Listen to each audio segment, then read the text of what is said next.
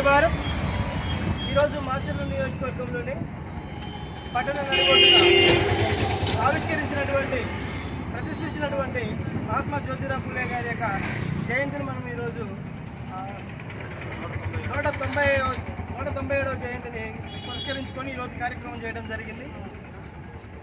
బ్రతుకునిచ్చింది అంటే జన్మనిచ్చింది మన తల్లిదండ్రులు అయితే, మనకి జ్ఞానాన్ని ఇచ్చింది బాబాసాహెబ్ అంబేద్కర్. అలాంటి బాబాసాహెబ్ అంబేద్కరే నా గురువుగా చెప్పుకోబడినటువంటి మహాత్మా జ్యోతిరావు ఫులే. ఆయన అడుగున ఎన్నో కష్టాలు పడి ఎన్నో అవరోధాలు ఈ బ్రాహ్మణ వాదులను ఎదుర్కొని ఈరోజు జ్ఞానం అనే విజ్ఞానాన్ని ఆ విద్యను మనకు ప్రసాదించడం జరిగింది.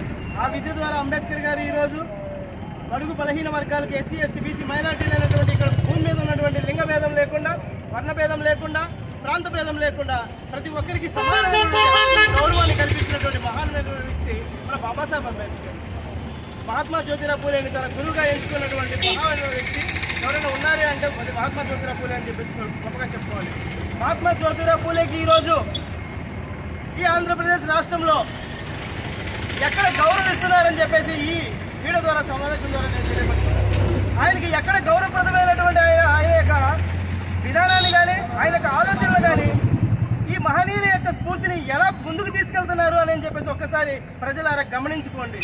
ఈరోజు రాష్ట్రంలో 2 కులాల పాలన, ఈరోజు బడుగు బలహీన వర్గాలైనటువంటి బహుజనులని ఎక్కడ చూసినా కానీ సరే భారత రాజ్యాంగంలో పొందుపరిచినటువంటి హక్కులను హరించేసేసి వాళ్ళ యొక్క ఇష్టానుసారంగా రాజ్యాంగాన్ని తమకు అనుకూలంగా మార్చుకొని ఈరోజు పరిపాలిస్తున్నటువంటి పరిస్థితులు మనం ఈరోజు చూస్తున్నాము. ఎక్కడ చూసినా కానీ నిరుపేదత్వం, ఎక్కడ చూసినా కానీ విద్య అందరి అటకెక్కిన పరిస్థితి కూడా మనం చూస్తున్నాము. కుటుంబానికి అందించలేనటువంటి పరిస్థితి కూడా ఈరోజు మనం చూస్తున్నాము. అలాగే వైద్య విధానం కూడా మనం చూస్తున్నాము. ఈరోజు ఎక్కడ చూసినా కానీ అనువనువునా కానీ బహుజనుల పైన ఈ యొక్క 2 రాజకీయ పార్టీలు వాళ్ళ యొక్క పీడన, వాళ్ళ యొక్క దోపిడీ చాలా ఎక్కువైందని చెప్పేసి బహుజన కులస్తులారా ఒక్కసారి గుర్తుపెట్టుకోండి.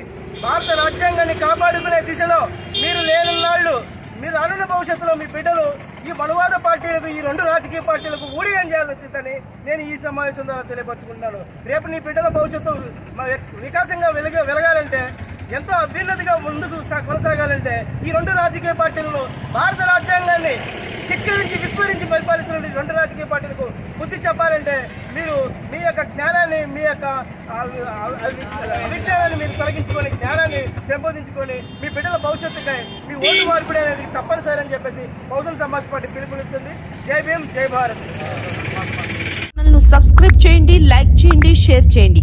మా లేటెస్ట్ అప్డేట్స్ కోసం పక్కనే ఉన్న బెల్ ఐకాన్ని క్లిక్ చేయండి.